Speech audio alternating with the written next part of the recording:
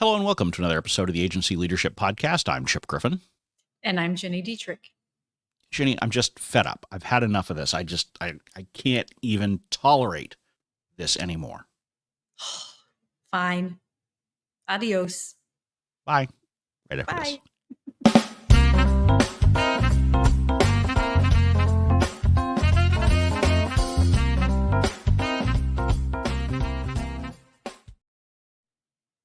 Have you just ever felt frustrated with your agency?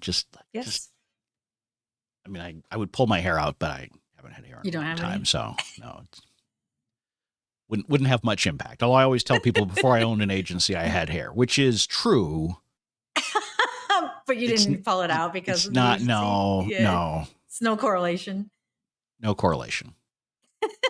Well, maybe there's correlation, but not causation. Causation. Yeah. So. Yeah, I mean, for sure. One of the things I think that's really challenging about owning an agency is the phrase, it's lonely at the top exists for a reason, because while we may have lots of people around us, we don't have people around us that we can talk to that are going through the same things that we are, that have the same stresses that we do, that have put their whole lifeblood and tears into the business like we have. And so it's lonely. It's lonely at the top. It's frustrating. We find things from usually junior level employees that make us mad and, don't help that we don't understand.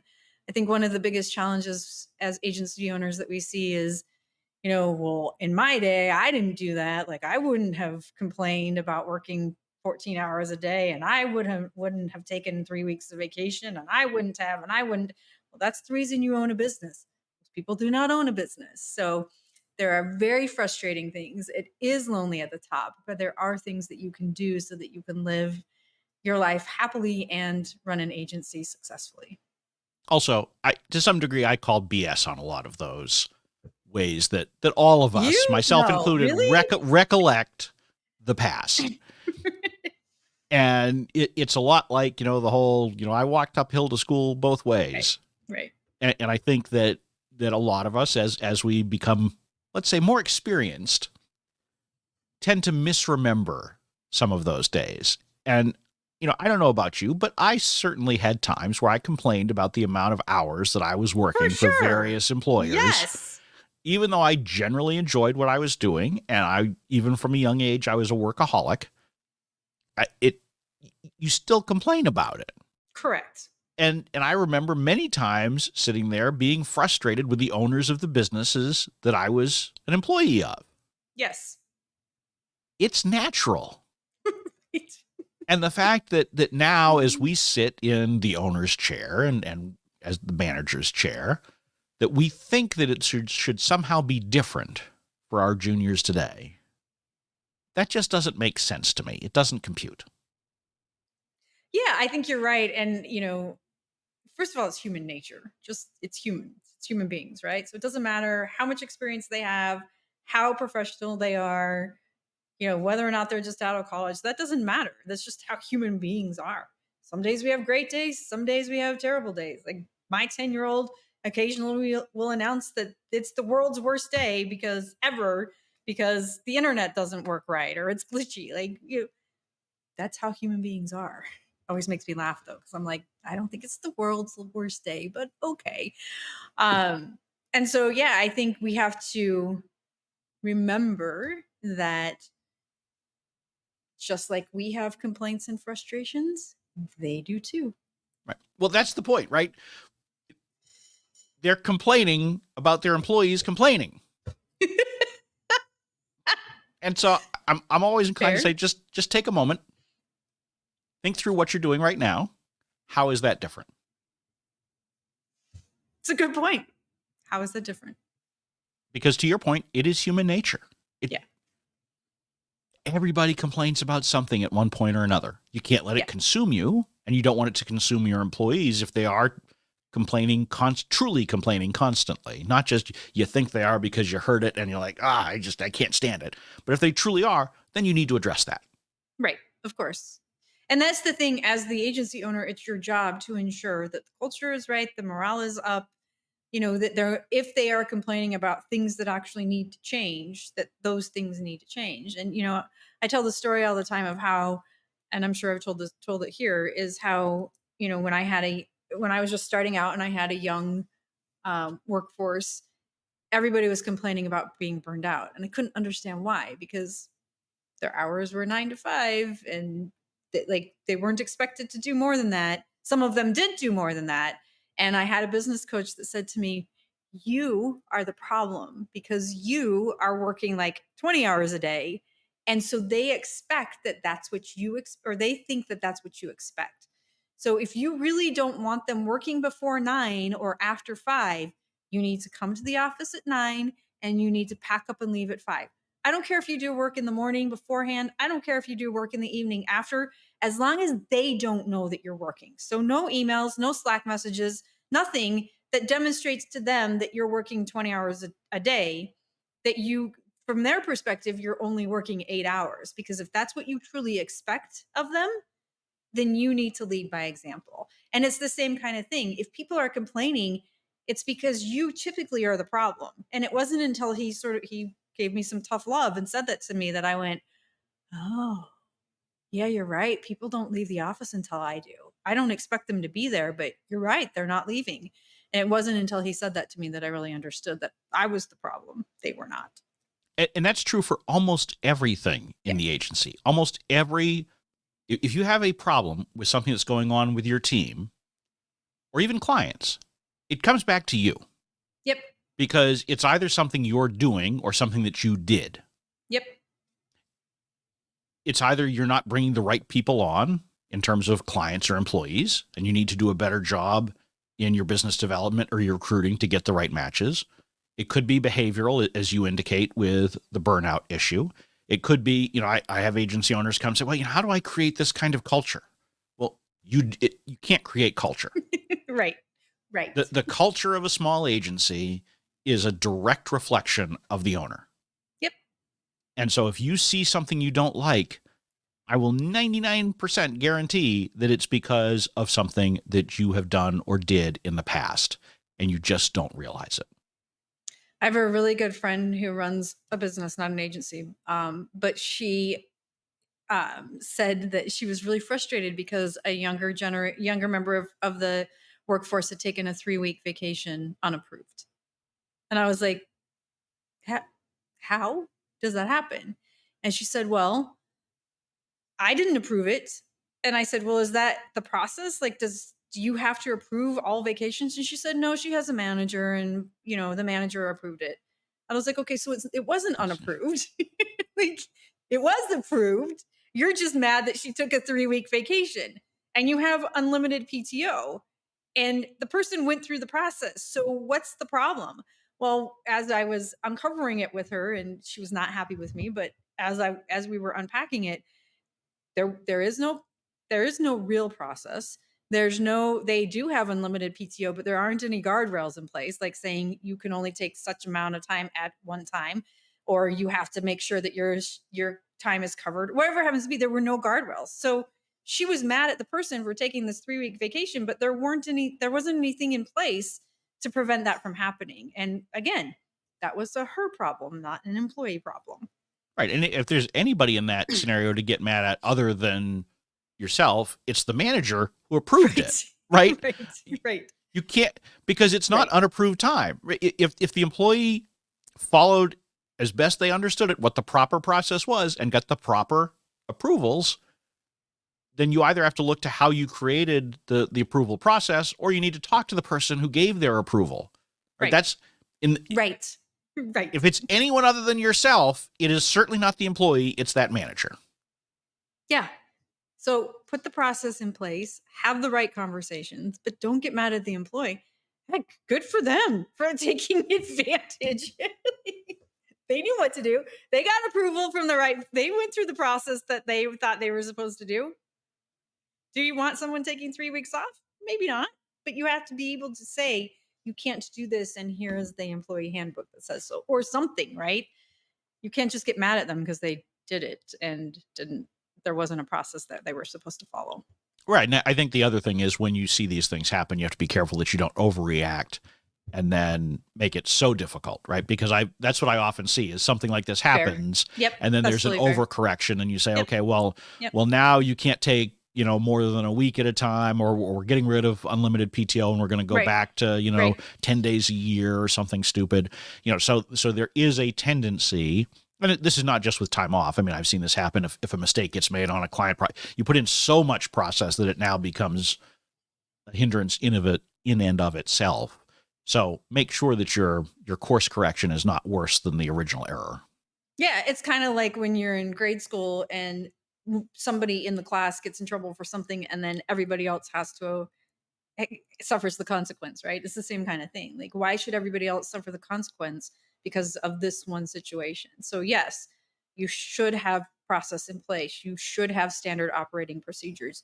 You should have things that expectations outlined and communicated consistently, but you don't have to say, well, this person took 3 weeks off, so no more unlimited PTO. That's the Right. wrong thing to do. Right. And I think part of the problem is, to your original point, as an owner, it's hard because it is lonely at the top. And so when these things happen, you often have the debate just within your own head. Right. And so, most of the time we are not good checks and balances on ourselves. And in a small agency, it's less likely that you have a senior employee at all who is more or less a peer. But to the extent that you do, it's tough to get them to give you that truly candid advice. Yeah. It can happen. Yeah. And certainly if you can get that person in your business, I would encourage you to do so, because you need, in some fashion, you need to have some way to not be so lonely so that you can express your concerns and complaints, so that you do have somebody who can say, Chip, that's just seriously, no, bud, you can't do that. That is not the solution here. You need that person or those persons, whether that is a senior employee, a friend, a spouse, a peer group, a consultant, someone who helps to alleviate that problem. Yeah, and I think if you I think any and all of the above work, having a senior employee work is a great way to do that. If you can't afford that, or that's not the right thing for your business, there are lots of peer groups. There's the Counselors Academy through PRSA. There's Spin Sucks community. There's the SAGA community. There are those kinds of peer groups, and then of course there are consultants and business coaches as well. Like, I've worked with a business coach my entire agency career, and in some fashion. And those are the kinds of conversations that when I'm like, I'm so mad because they did this and this, where the coach is like, let's really think about this and look at, is it a them problem or a you problem? And sometimes it's not what you want to hear, but sometimes it's what you need to hear. Right. And I mean, honestly, just even having somebody that you can vent those things to will often, absolutely, it won't solve the problem, but yes, it relieves the pain enough that you're less likely to do something silly. Yes. As a result. Yes. I often joke with my clients that I'm basically a therapist, because right. sometimes you just sit there and you Yes. just listen. Yes. And you let them get it off their chest, and they kind of work it out. And then at the end they'll say something like, well, I kind of know what I need to do, but I just needed to be able to say it to someone. And I think the accountability piece of it too, because one of the things I see a lot is when there is an employee that we leave, and I'm guilty of this as well, that we hang on to far longer than we should. So you sit in a conversation with an agency owner and they vent, and they get it off their chest. And in the end, they're like, okay, this person needs to go. But then they hang on and because they don't want the confrontation and they don't want the heat of firing and like all that stuff, right? So they hang on longer than they should. When you have somebody that's holding you accountable to it, I will say, let's get this done. It's gonna suck. Here's what has to happen, and let's do it by this date. And by gosh, if it's not done by that date, you better bet you're going to hear from me. So the accountability piece of it too. So it's not just the therapy part of it, but it's also you said you were going to do this. Let's get it done. Yeah, and the problem solving aspect, right? It gives you the opportunity to talk things through, bounce around. Well, Yep. What if we did this? What if we did that? And so anytime Absolutely. you can Yes. have someone like that who can share those who can ask those questions, but then also someone who can share those experiences, either because there's someone who's been in that seat before, or in the case of some smaller peer groups, you might get together with a group of other owners and they can say, well, I just had a similar issue last year and this is what we did. And this is how it turned out. Yep. And so you can learn from all of those things. And it often is much better than sitting there inside your own head. Absolutely. Stewing about how your employees are not, up to par. Your clients are difficult. I don't have enough time. All of these things, because all of them ultimately come back to you as the owner. Yeah. And because of that, it's a lot of pressure. It's a lot of stress. It's a lot of anxiety. It's a lot of sleepless nights. So find the resources that are going to make it easier for you. This podcast is a great one. Like, if you have questions or things that you need help with, drop us a line and we can cover it on an upcoming episode. There are resources for you out there to make it less lonely at the top, for sure. Absolutely. And I think that ultimately, if you approach most of the challenges that you're having and you don't seek to assign blame to somebody else, but you ask what you could do differently. Love that. There are times where it truly is not your fault. It truly is someone else's fault. They truly need to be blamed. And fine, you can move on from there. But most of the time, there is something that you could do differently in the future to have a different result. Yeah, I think that's a great question. If I'm frustrated, what is it that I could do differently? That's a great question to ask yourself first. And like you said, there are going to be times. Like I remember many years ago, a woman that was actually in one of my peer groups had an assistant that she discovered was for 20 years was stealing petty cash. And it wasn't enough for it to make a difference that they would notice it. I mean, it went 20 years without getting noticed, right? But she did it originally because she needed a new refrigerator and couldn't afford the fridge. So that's why she did it originally. And then because she didn't get caught, she just kept going and going and going. And I remember the business owner saying, the thing is if she just asked me, I would have bought her a new fridge, because over the years she had done things for her like that personally. Like, she'd help get a car loan and, things like that. If she had just said, my fridge is on the fritz and I need some help, she would have done it. And so she came to a meeting and was looking inwardly, and we're like, yeah, this isn't a you problem. That's a her problem for sure. Like, there's nothing you could have done differently in this. So there are instances where it will be a them problem. But if you can look inwardly first to see if it's a you problem, that's a good place to start. And for all of you young folks out there, petty cash is something that we used to have when we all used to work in an office and used to use it's paper money. And there was a day before Venmo and and even corporate credit cards that were that everybody had. I mean, I remember when I first got started, almost no employee had a corporate credit card. Nowadays, it seems like even the most junior person in a lot of agencies has a corporate credit card that they have access to. So this was a thing, because there was a cash box or an envelope or a zippy, one of those little zippy bank. And you guys haven't seen those either, so. We also had telephones on our desks that had cord. We did. Yeah, we did. So. Had a cord. Couldn't walk around with it. No, you couldn't. No, I remember at home we had one with like a 50-foot cord, so we could walk around most of the first floor. Love with it. But then you had to be careful if you came around a corner, because you could get clotheslined by it if someone was in the other room with it. So, the good old days. The good old days. Well, I think since we've started to veer off track here, we'll bring this episode of the Agency Leadership Podcast to a close. But look in the mirror. Don't be lonely at the top. Talk to somebody, get some help, and you can solve your problems. Absolutely. With that, I'm Chip Griffin. I'm Ginny Dietrich. And it depends.